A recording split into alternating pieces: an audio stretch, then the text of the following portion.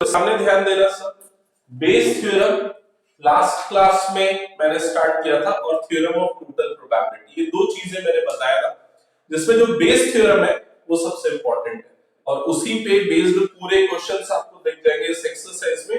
Exercise है 13.3। ठीक है, क्या है बेस थ्योरम? सामने यहां पर ये थ्योरम का फॉर्मूला मैंने लिख दिया, प्रोबेबिलिटी ऑफ इवन, इवन कोई एक इवेंट है, इवन गिवन ए, अगर आपको ये निकालना है तो उसका फॉर्मूला है probability of even into probability of A given even divided by जो न्यूमरेटर में सेम चीज आएगी प्लस e2 के साथ सेम चीज आएगी प्लस e3 के साथ सेम चीज आएगी। ठीक है, तो ये चीज है। अब यहाँ पर e1 e2 e3 ये क्या है? ये सैंपल स्पेस के सबसेट्स है। क्या है आगे जाके हम देखेंगे, एक आध क्वेश्चन सॉल्व करेंगे तो। ठीक है, मान के चलो आप पहली बार अगर इसको देख रहे हो तो एकदम फ्रेश स्टार्ट कैसे करना है वो देखेंगे। क्वेश्चन नंबर लास्ट क्लास में हमने कौन सा किया था? मेरे ख्याल से क्वेश्चन 4 लास्ट किया था। क्वेश्चन 5 से एकदम पूरे स्टार्टिंग से करते हैं। Question number 5, page number 556। तो क्वेश्चन नंबर 5 है, a laboratory blood test is 99% effective in detecting a certain disease when it is in fact present। तो एक लेबोरेटरी जिसमें ब्लड टेस्ट होगा वो 99% इफेक्टिव है in a certain disease when it is in fact present, मतलब जब disease present है तो उसको डिटेक्ट करने की प्रोबेबिलिटी है 99%। However, the test also yields a false positive result for 0.5% of healthy person tested। इसका मतलब है अगर कोई हेल्दी पर्सन अपना टेस्ट कराएगा तो 0.5% चांस है कि उसका टेस्ट पॉजिटिव दिखा दे। If 0.1% of population is actually has the disease, what is the probability that person has the disease given that his test result is positive? तो जब भी आप क्वेश्चन को पढ़ोगे तो थोड़ा सा कंफ्यूजन होगा। सबसे पहला काम आपको करना है लास्ट वाली लाइन पढ़ना है और लास्ट वाली लाइन में क्या निकालना है वो देखना है। What is the probability that a person has the disease, जिस चीज की प्रोबेबिलिटी निकालना है उस चीज को हम इवन कंसीडर करेंगे।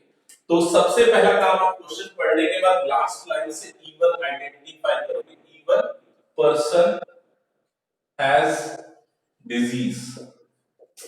ठीक है, फिर उसके बाद उसी लास्ट लाइन में कुछ गिवन भी होगा। तो यहां पर क्या गिवन है? Given that the test result is positive. तो जो गिवन है उसको आप ए लेंगे। तो ए क्या है? Test result positive. तो टेस्ट रिजल्ट पॉजिटिव। ठीक है, और आपको क्या निकालना है? Probability of even given A, ये आपको निकालना है। ठीक है, यहां तक क्लियर? अब हम आते हैं ये निकालने के लिए फॉर्मूला क्या है, ये निकालने का ये फॉर्मूला है। ठीक है, ये फॉर्मूला है। तो इस फॉर्मूले में आपके पास E2 E3 और भी कई सारे इवेंट्स होंगे। तो अब हम E2 आइडेंटिफाई करेंगे कि वो इवेंट क्या होगा। तो E2 कैसे पता चलेगा? E1 से पता चलेगा। E1 क्या है? पर्सन हैज डिजीज, तो उसका कॉम्प्लीमेंट जो होगा वो E2 होगा। तो क्या हो सकता है? पर्सन को डिजीज है या तो नहीं है, तो जो नहीं है वाला पार्ट है वो क्या हो जाएगा? E2। तो person does not has disease, ये हो गया E2। E3 पॉसिबल नहीं क्योंकि दो ही केसेस हो सकते हैं। सर तो ऐसा E3 वाला कोई एग्जांपल भी है? हाँ है, आएगा। ठीक है, यहां तक हो गया E2 तक। अब इसके बाद ये निकालने के लिए आपने इवेंट्स E1 A और E2 ये सब आइडेंटिफाई कर लिए। अब सारी प्रोबेबिलिटीज, हाँ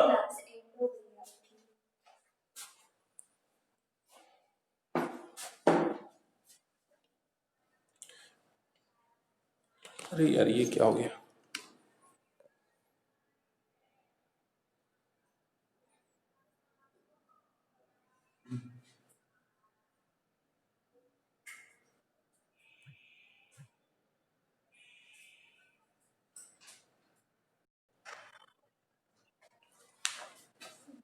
ओके, तो मैं कहां पर था? E1, A, E2 ये सारे इवेंट्स हमने आइडेंटिफाई कर लिए। अब ये प्रोबेबिलिटी निकालने के लिए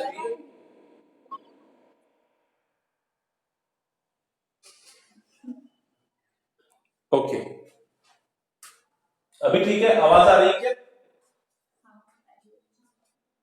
ओके, तो इवेंट्स आइडेंटिफाई कर लिए, अब क्या करना है? प्रोबेबिलिटीज निकालना, राइट साइड पूरा हमको निकालना है, कैलकुलेशन करना है। तो चलो देखते हैं कैसे करेंगे। सबसे पहले प्रोबेबिलिटी निकालने के लिए आप कुछ चीजें लिख लो। पहले तो प्रोबेबिलिटी ऑफ E1 लिखो, ये हो गया प्रोबेबिलिटी ऑफ E1। फिर प्रोबेबिलिटी ऑफ E2 लिख दो, प्रोबेबिलिटी ऑफ E2। फिर उसके बाद probability of A given E1 लिख दो, probability of A given E1। फिर लिखो probability of A given E2। ये चार चीजें आपको चाहिए, ये चार मिल गया तो फॉर्मूले में पुट करना है और आंसर कर देना है। ठीक है, तो हमने क्या किया? पहले तो एक बार क्वेश्चन को रफली रीड कर लिया और लास्ट लाइन से हमने इवेंट्स आइडेंटिफाई किए और उसके बाद कॉम्प्लीमेंट्री इवेंट से E2 मिला, फिर फॉर्मूला देखा, फॉर्मूले में ये चारों चीजें चाहिए, ये आइडेंटिफाई कर लिया। ठीक है, अब आते हैं फिर से क्वेश्चन पे। अब क्वेश्चन को एक बार और फिर से रिपीट करना पड़ेगा और अब देखना है प्रोबेबिलिटी ऑफ E1 मतलब पर्सन हैज अ डिजीज। अगर रैंडमली किसी पर्सन को सेलेक्ट कर रहे हैं तो उसके डिजीज होने की प्रोबेबिलिटी कितनी है, ये क्वेश्चन में कहां पर गिवन है। तो क्वेश्चन में क्या लिखा है? Laboratory but blood test is 99% effective in detecting certain disease when it is in fact present. However, test also yields a false positive result for 0.5% of healthy person tested.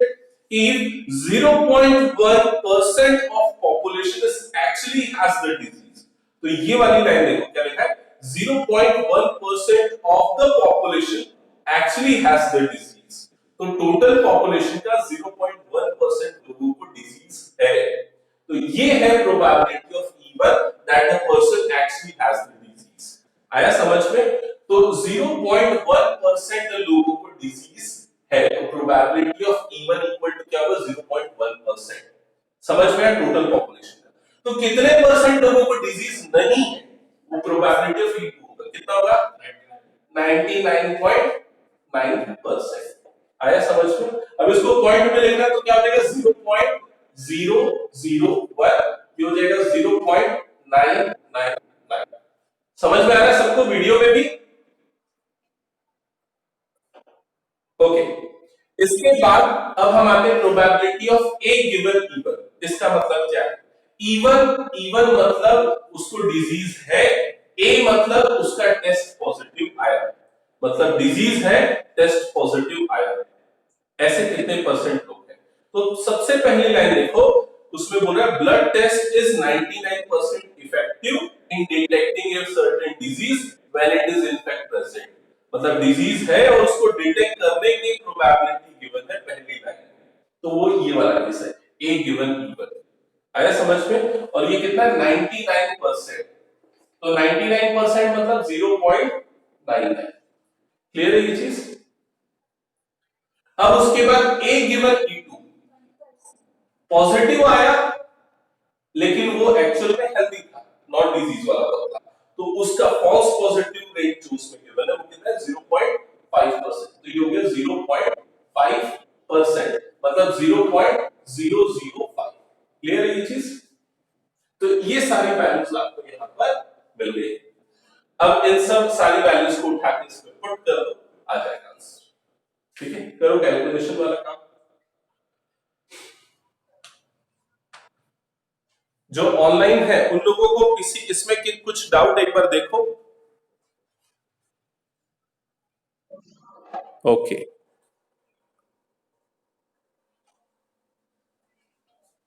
Actually वो board भी बहुत छोटा हो जाता है ना, तो मुझे बनता नहीं, जगह भी बहुत कम है वहां।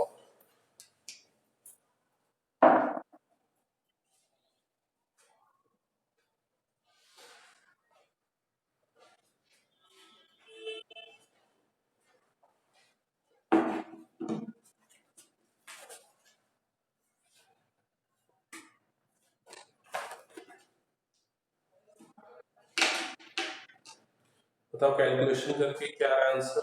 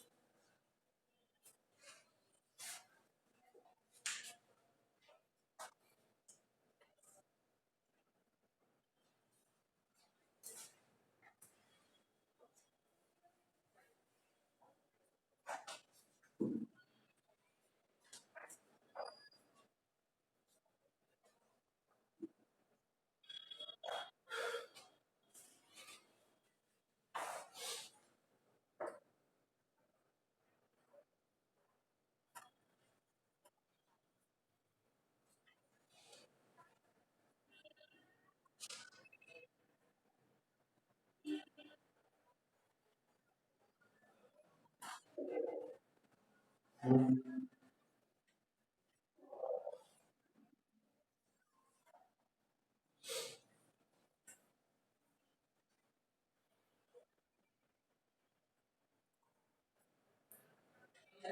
वो कैलकुलेशन में प्रॉब्लम, फ्रैक्शन में लिख के कर ले, कैलकुलेशन में प्रॉब्लम है।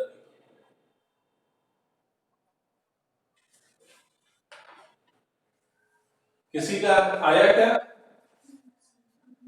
नहीं आता है? 1/1000 into a given a मतलब 99 अपॉन या 990/1000 कर देंगे, डिवाइडेड बाय 1/1000 into 990/1000 प्लस ये कितना हो गया, प्रोबेबिलिटी ऑफ E2 मतलब 999/1000 into 5/1000। ठीक है, तो पूरे को 1000 से न्यूमरेटर डिनोमिनेटर को मल्टीप्लाई करो, 990/990 प्लस ये कितना हो जाएगा 5 into 10, 999 into 5। ठीक है,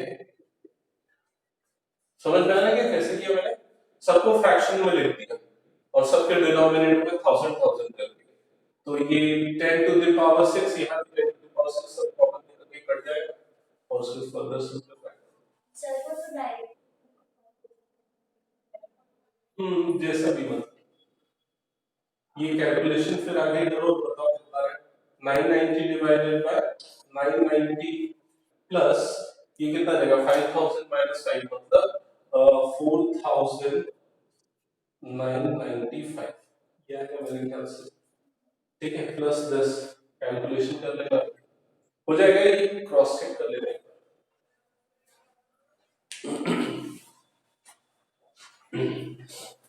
ओके, तो क्वेश्चन नंबर 5 अभी हमने किया, क्वेश्चन नंबर 6 देखते हैं।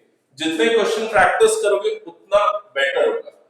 ध्यान से सुनना, मैं क्वेश्चन पढ़ रहा हूं और अब आप लोग आंसर करना कि पहला स्टेप क्या होगा, E1 क्या होगा, A क्या होगा, E2 क्या होगा, E3 क्या होगा, so there are 3 coins, one is a two-headed coin, मतलब एक कॉइन ऐसा है जिसमें दोनों तरफ हेड है, वो शोले नहीं करता है, दोनों तरफ हेड वाला कॉइन रहता है।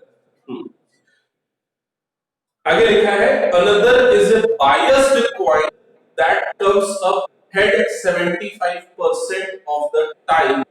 इसका मतलब बायस्ड कॉइन मतलब जिसमें हेड आने का चांस ज्यादा है, 75% टाइम्स हेड आता है उसमें, और टेल जो है वो 25% टाइम्स आता है okay. And the third is an unbiased coin जिसमें हेड और टेल दोनों आने के चांसेस इक्वल है। तो तीन टाइप के कॉइन्स हैं। One of the three coins is chosen at random and tossed. तीनों में से किसी एक कॉइन को चूज किया, सेलेक्ट किया, उसके टॉस किया। आगे लिखा है इट शोज हेड, टॉस करने के बाद जो आउटकम है वो हेड था। What is the probability that it was a two-headed coin? तो इस चीज की क्या प्रोबेबिलिटी थी, वो two-headed coin था। समझ गए क्वेश्चन, तीन कॉइन्स थे, एक टू हेडेड कॉइन, एक बायस्ड और एक अनबायस्ड। टॉस किया, तीनों में से किसी एक को उठा के और आउटकम जो आया वो हेड आया। आपको ये फाइंड आउट करना है कि वो टू हेडेड कॉइन था, इसकी प्रोबेबिलिटी कितनी है।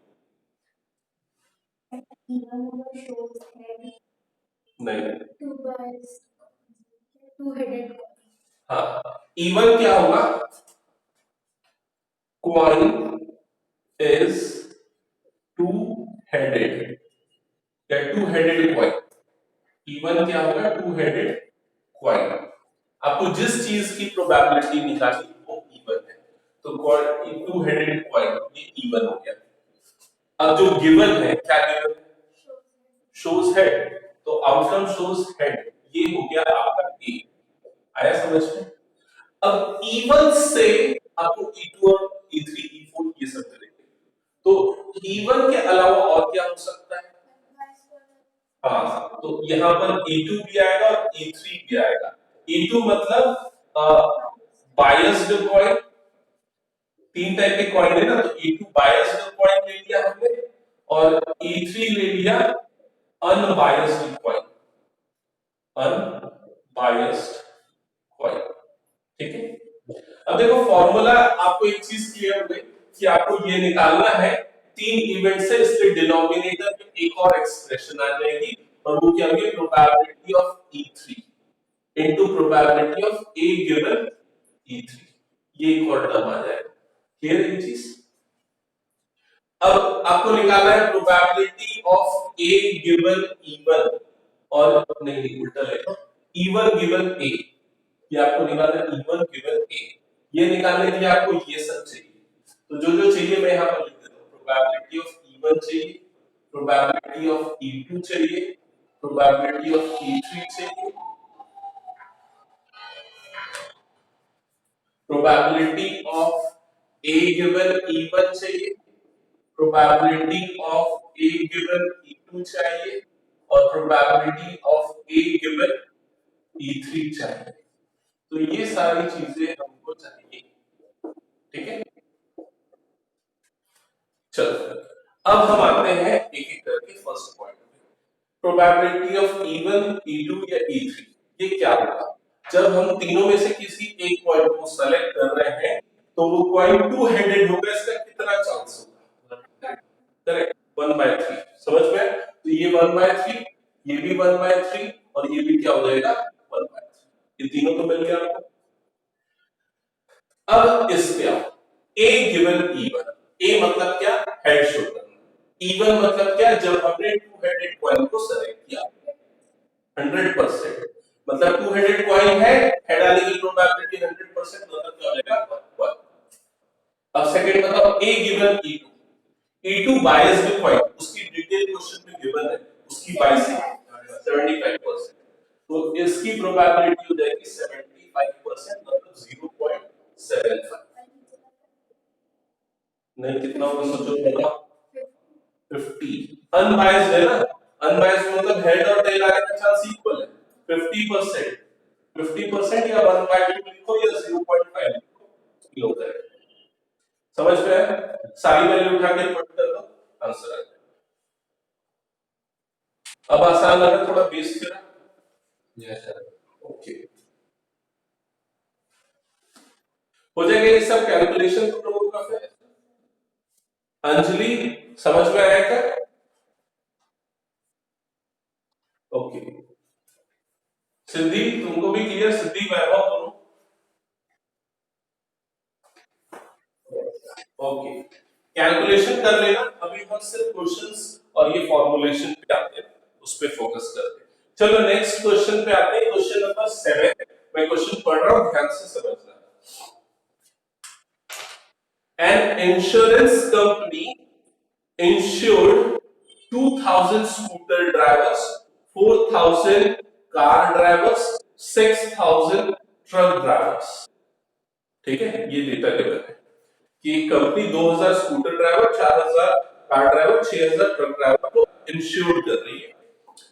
The probability of an accident, probability of an accidents are 0.01, 0.03, 0.15 respectively. मतलब कि स्कूटर वाले के एक्सीडेंट होने की प्रोबेबिलिटी 0.01 है, कार वाले के एक्सीडेंट होने की प्रोबेबिलिटी 0.03 और ट्रक वाले की 0.15 है। One of the insured person meets with an accident, कोई एक पर्सन का एक्सीडेंट हो गया। What is the probability that he is a scooter driver? What is the probability that he is a scooter driver? तो सबसे पहला काम क्या करना है? E1 और A आइडेंटिफाई करना है। तो बताओ क्या होगा E1? Scooter driver. Person selected is scooter driver, scooter driver। ठीक है, A क्या होगा? Insured person made accident. Accident हो गया है। ठीक है, A मतलब एक्सीडेंट। क्या होती है एक्सीडेंट की स्पेलिंग देख लेना। ठीक है, अब क्या करना है? E2, E3, E4 ये आइडेंटिफाई करना है। तो बताओ क्या कितने इवेंट्स होंगे? 3 इवेंट्स। तो पहले E2 मतलब फिर क्या होगा, कार ड्राइवर, और E3 मतलब क्या होगा, ट्रक ड्राइवर। ठीक है, एग्जैक्टली प्रीवियस क्वेश्चन जैसे यहां पर भी आपको वही निकालना है, probability of E1, probability of E2, probability of E3, फिर उसके बाद probability of A given E1, probability of A given E2, probability of A given E3, ये सब आपको फाइंड करना है। तो सबसे पहले हम आते हैं ये E1 E2 E3 की इंडिविजुअल प्रोबेबिलिटी। तो E1 मतलब क्या है, जो पर्सन हमने सेलेक्ट किया वो स्कूटर ड्राइवर है, ये E1 है, उसकी प्रोबेबिलिटी कितनी होगी, नहीं गलत, गलत, प्रोबेबिलिटी कैसे 2000 हो जाएगा। तो इसके लिए आप क्या करो, स्कूटर वाले कितने हैं 2000, कार वाले कितने हैं 4000, ट्रक वाले कितने हैं 6000। तो अगर टोटल अगर देखा जाए तो टोटल कितने हैं 12,000, समझ में आए। तो अगर 12,000 में से किसी एक पर्सन को आपने सेलेक्ट किया तो उसके स्कूटर वाले होने के चांस कितने हैं 2000 अपॉन 12,000 मतलब 1/6। तो ये लेगा 2000 upon 12,000, that is equals to 1/6। Clear. Similarly probability of E2 मतलब जो पर्सन सेलेक्ट हुआ उसके कार ड्राइवर होने की प्रोबेबिलिटी 4000 अपॉन 12,000 मतलब 1/3।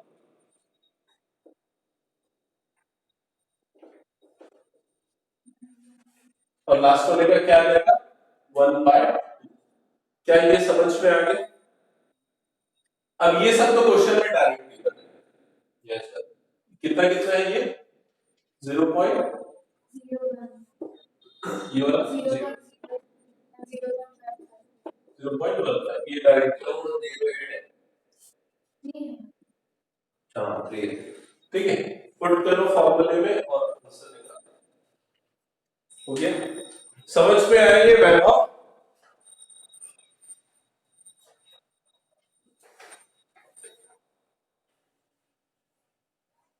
अंजलि कुछ डाउट, कोई प्रॉब्लम। ओके, नेक्स्ट क्वेश्चन पे आते हैं। तो नेक्स्ट है क्वेश्चन नंबर 8। क्वेश्चन नंबर 8 एक बार क्वेश्चन पढ़ना राज, थोड़ा धीरे पढ़ना ना, मतलब लाउड होना चाहिए लेकिन स्लो होना चाहिए। A factory has two machines A and B. Past record shows that machine A produced 60% of the items of output and machine B produced 80% of the items. 40% of the items. I know. Further, 2% of the items produced by machine A and 1% produced by machine B were defective. All the items are put into one stockpile and then one item is chosen at random from this and is found to be defective. What is the probability that it was produced by machine B? Okay, तो हम data पे बाद में जाते हैं, पहले story समझते हैं। तो एक फैक्ट्री में दो टाइप की मशीनें, मशीन ए मशीन बी। मशीन ए से 60% प्रोडक्शन होता है, मशीन बी से 40% होता है। और इंडिविजुअल प्रोडक्शन में जो डिफेक्टिव आइटम्स उसकी प्रोबेबिलिटी गिवन है। एक प्रोडक्ट सेलेक्ट किया गया और जो प्रोडक्ट सेलेक्ट हुआ वो क्या था, डिफेक्टिव था। Product chooser is found to be defective, तो जो सेलेक्ट हुआ वो डिफेक्टिव निकला। What is the probability that it produced from machine B? तो बताओ E1 क्या होगा,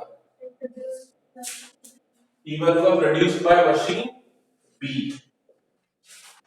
E2 क्या होगा, produced by machine A। E3 तो एग्जिस्ट ही नहीं करेगा यहाँ पर। इवेंट A क्या होगा, defective, the product found defective।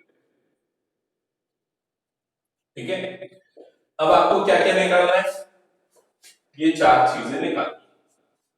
ठीक है, तो सबसे पहले प्रोबेबिलिटी ऑफ E1 बताओ क्या होगा। नहीं कंफ्यूज मत हो, 60% प्रोडक्शन किससे हो रहा है, मशीन ए से हो रहा है ना।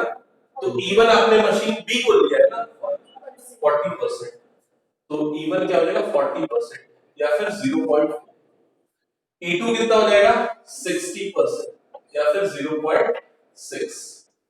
ठीक है, अब A गिवन E1, A मतलब डिफेक्टिव है, E1 मतलब मशीन B से 1% मतलब 0.01, और A गिवन E2 2% मतलब 0.0। ठीक है, समझ में आई ये चीज? कुछ डाउट राज? अच्छा देखो, मैंने क्या किया पता है, मैंने ना फॉर्मूले को थोड़ा सा चेंज कर, एक्चुअली फॉर्मूले में ना यहाँ E1 E1 नहीं है, यहाँ पर फॉर्मूले में ना EI लिखा हुआ है, यहाँ पर भी EI लिखा हुआ है, EI लिखा हुआ है। और एक्चुअली क्या किया फॉर्मूले में ना, ये I को हो सकता है E2 ले ले, मतलब उसने ऐसा बना के रखा है कि ith इवेंट लेके रखा है, लेकिन वो उससे ना समझना थोड़ा मुश्किल हो जाता है। तो इसलिए मैंने ये किया कि जिस भी चीज की प्रोबेबिलिटी निकालनी उसको इवन मान लो, तो उस ये इजी हो जाता है। लेकिन ऐसे में गलती हो सकती है, जैसे अभी तुम लोग गलती कर रहे थे, ठीक है, तो उसमें ध्यान रखो। ओके, तो ये क्लियर हो गया, बन जाएगा ये, इरेज करो फिर मैं नेक्स्ट क्वेश्चन पे आते हैं।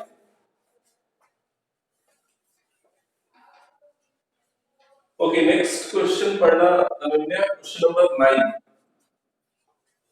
Two groups are competing for the position on the boards of directors of a corporation. The probabilities that the first and second group will win are 0.6 and 0.4 respectively. Further, if the first group wins, the probability of introducing a new product is 0.7 and the corresponding probability is 0.3. If the second group wins, find the probability that the new product introduced was the second group. Was of second group. Was by second group। Okay, so again दो events है यहाँ पर, तो सबसे पहला काम है even identify करना। सेकंड ग्रुप, हाँ, second group selected, second group will, हाँ, ए क्या है, new product, new product. Okay, E2 क्या होगा, फर्स्ट ग्रुप, फर्स्ट ग्रुप। ठीक है, अब अगेन यही चारों चीजें निकालनी, तो प्रोबेबिलिटी ऑफ इवन मतलब सेकंड ग्रुप के विनिंग की प्रोबेबिलिटी 0.4। ठीक है, प्रोबेबिलिटी ऑफ E2 मतलब फर्स्ट ग्रुप के विन की प्रोबेबिलिटी 0.6। अब इसको मतलब A given E1,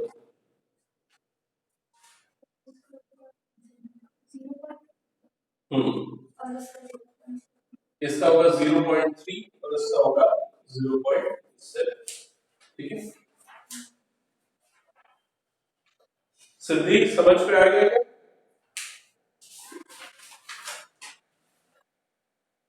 okay, okay, so erase करो, नेक्स्ट क्वेश्चन पे आते हैं। क्वेश्चन नंबर 10, तो 10th क्वेश्चन पढ़ना Ananya. Suppose a girl throws a dice. If she takes a 5 or 6, she tosses a coin 3 times and notes the number of heads. If she takes 1, 2, 3, or 4, she tosses it once and notes whether a head or tail is opted. If she opted exactly one head, what is the probability that she threw 1, 2, 3, or 4 with the dice? Okay, तो देखो starting experiment की detail में जाओगे ना तो थोड़ा सा confusing हो जाएगा। ठीक है, फिर भी एक शॉर्ट में हम देख लेते हैं। लड़की ने पहले क्या किया, डैश को थ्रो किया, 5 और 6 आया तो कॉइन को टॉस किया, कितने हेड आए, 3 बार टॉस किया, कितने हेड आए नोट किया। और अगर 5 6 के अलावा 1 2 3 4 अगर आया तो कॉइन को एक बार टॉस किया और नोट किया कि हेड आए या टेल आए। ठीक है, ये पूरा experiment. If she optain exactly one head, मतलब उसको वन हेड मिला, ये गिवन है, तो ये ए हो गया, शी गॉट वन हेड, ये ए हो गया। ठीक है, अब आगे क्या रहेगा, what is the probability that she threw 1 2 3 4। So even क्या हो जाएगा, 1 2 3 4 गेटिंग गेटिंग 1 2 3 ये हो गया E1। तो E2 क्या हो जाएगा? गेटिंग 5 6। क्लियर? ये हो गया। एक बार ये आपने आइडेंटिफाई कर लिया तो सब आसान है। अब बताओ प्रोबेबिलिटी ऑफ E1 2/6 कैसे 2/6? सर 4/6 4/6 होगा ना probability of E1। Probability of E2 क्या हो जाएगा? 2/6। समझ में आई ये चीज? अब इसको सोच के रखो आंसर। अगर निकाल के करना है तो ऐसे करो, बिना निकाल के कर सकते हो तो भी चलेगा।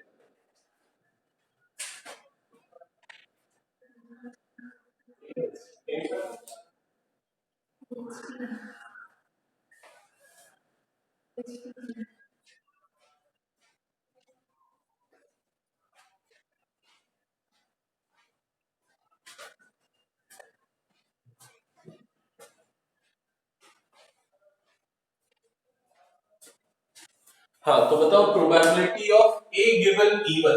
ए मतलब एक हेड आना, E1 मतलब जब आपको 1 2 3 4 मिला है तब। तो जब 1 2 3 4 में से कोई एक नंबर आ रहा है तो कितने बार टॉस कर रहे हैं कॉइन पर? एक बार टॉस कर रहे हैं, तब हेड आने की प्रोबेबिलिटी कितनी होगी? 1/2। समझ में है?